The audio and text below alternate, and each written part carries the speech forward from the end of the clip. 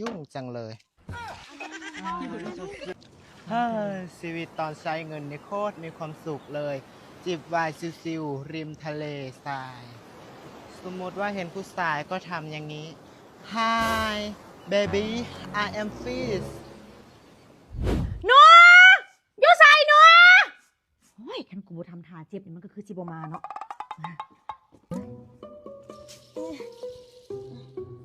ชีวิตนี้โคตรซิวเลย ใครยังมาโทรมาตอนเนี้ย Hi นัวกูถึกรถเหยียบ อ้าวเหรอ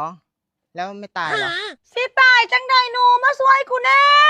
โอ้ยปล่อยให้นกพุกใช้ชีวิตในทะเลก่อนค่ะ ทะเลตอนไหนก่อนมึงซ้ำมึงยังถูกเงินให้กูเยอะ กูสู้เอาเยอะ วางก่อนเด้อแค่นี้เด้อ หนูช่วยกูแน่กูเจ็บบ่ได้เรื่องมันบ่มาสนใจกูเว้ยจะไหนเนาะโทรอีกก่อนตะลิงตะลิงตะลิงตะลิง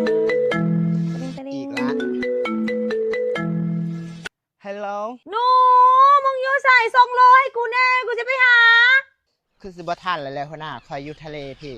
ทะเลบนไหนส่งโลเคชั่นมาบายบาย บ่ได้เด้อบ่ต้องกวนคอยไลน์เขากำลังแนมผู้บ่าวอยู่ จุดไหนคือมาเสียงมึงใกล้ๆกูนี่นะมึงอยู่แถวๆนี้มา